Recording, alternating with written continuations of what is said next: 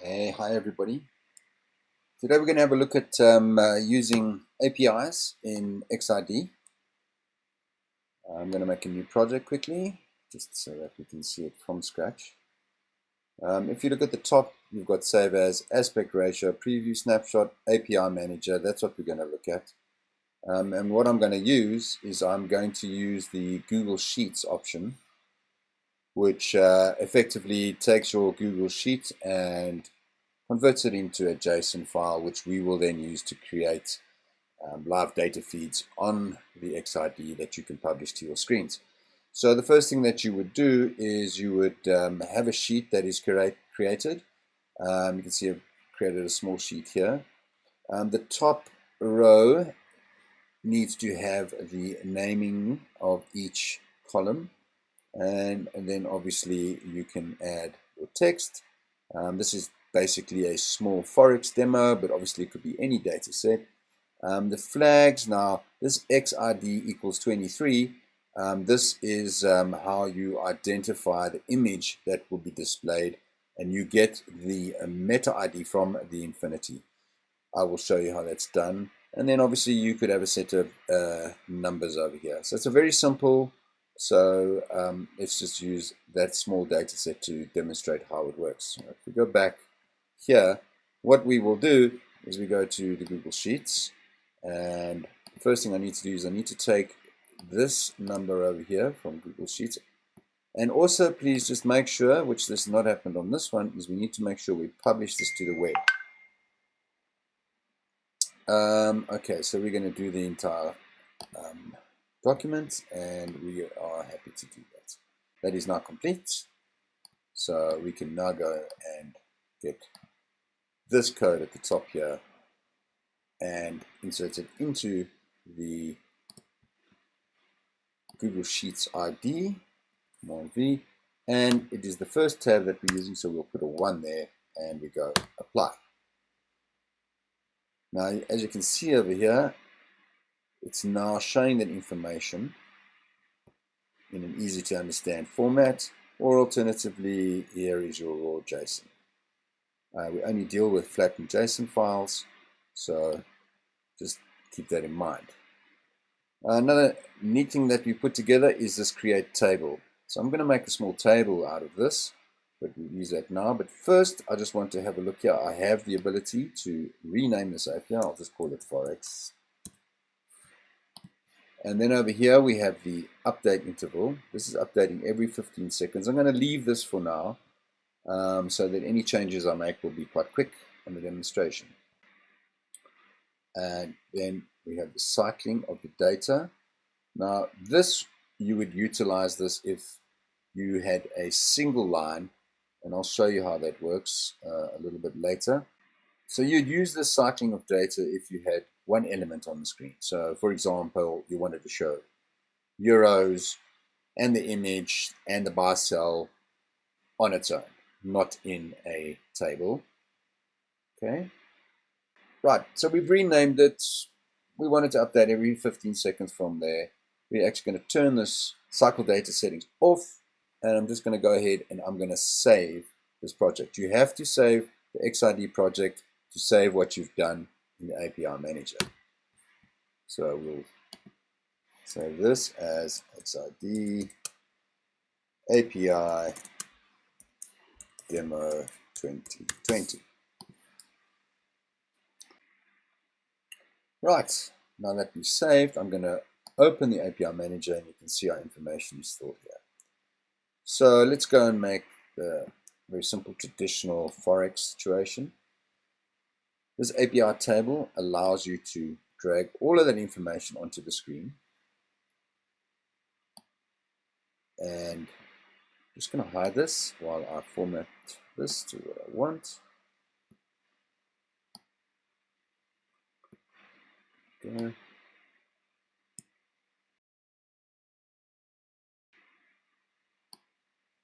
There you go. Now I can go across to my element over here, and I can then say I want to center everything up, and I'd like to apply a nice font. I'm going to use Gothic Bold. There it is. I also have the ability to change the border width, and that is done over here in attributes. Actually, you could make that whatever you wanted. You also have control of the colors. Okay, and if you wanted to make it disappear completely, you make it 0.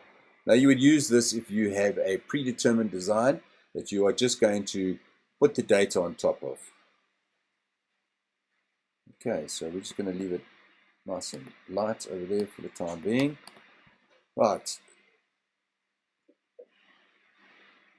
Okay, so now, as you can see, we have the flags, that sort of thing. You can see over here that this nfinityX1 image, if I switch through to this over here, over to the Google Sheet, it's XID 23. What I need to do is I need to go to my Infinity, and I need to go and find a picture that I want to put there. So I'll quickly go and search for that. So over here you can see that meta ID 23 is 23 over here in the Google Sheet.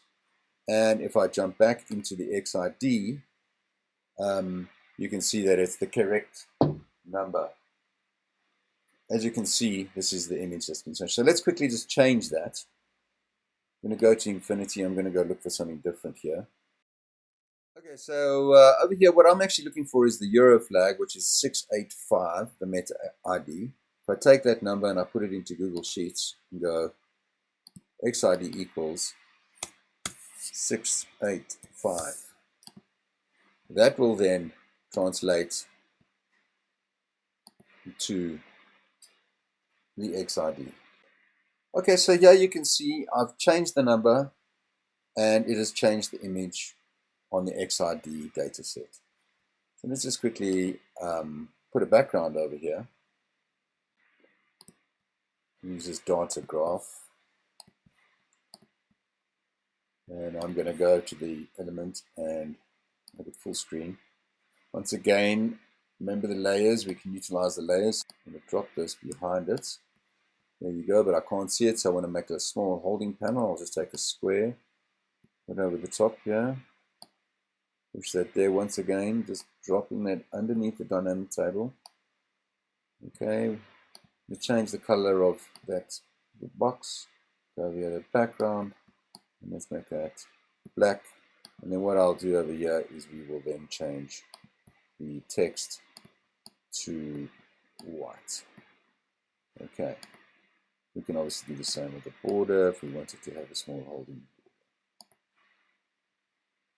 Okay, so remember we talked about this cycling data. So let's put this to work.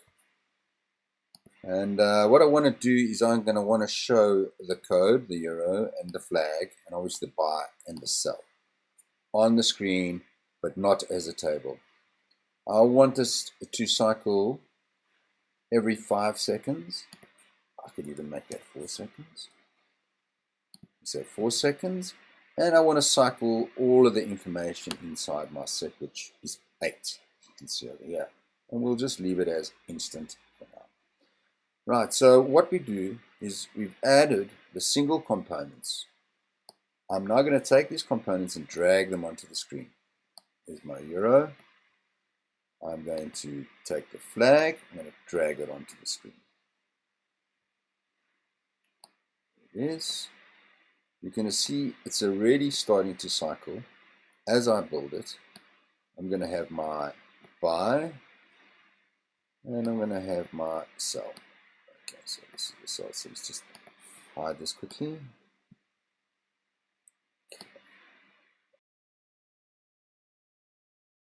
Okay, right, so what I'm going to do very quickly is just clean up this layout, and then after that I'm going to show you how to use another very useful tool in the API toolset, which allows you, if you have a much larger set. At the moment we only have 8 items in this little data set, but if we want to actually set up limitations, and what I mean by that is that if I just want to show 3 of these items and cycle through the entire data set and only displaying 3 at a time. So let me just clean this up and make some space, and then we will show you how that works.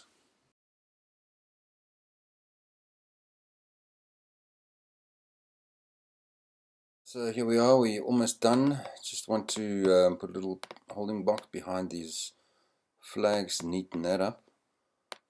And while we're doing this, just always keep in mind that you do have control to have a closer look at your layout. There you go. We will leave it like that. Make it smaller again. Just go back to those layers and let's drag this underneath the dynamic content. Okay, obviously if you wanted all of these images to be the same size, you would need to ensure that they are the same size. Some of these are different. I downloaded these flags and this is apparently the exact shape of the flags. Okay, great. So the last thing that we want to demonstrate is the usage of the data and setting the amount of rows that you want to display. So what you would do is you once again open up your API manager. Let's make it full screen. See what's going on. Now what we're going to need to do is we're going to need to make a new table. It has to be a new one. You can't reuse the old one. And we create the table like that, and then we select it. And we go down to the table data settings here and we turn that on. Opens up another window. Just raise this up a little bit. Okay, and what we want is we want to have 3 rows. So we put 3 in there, and we want this to cycle every 5 seconds, for example.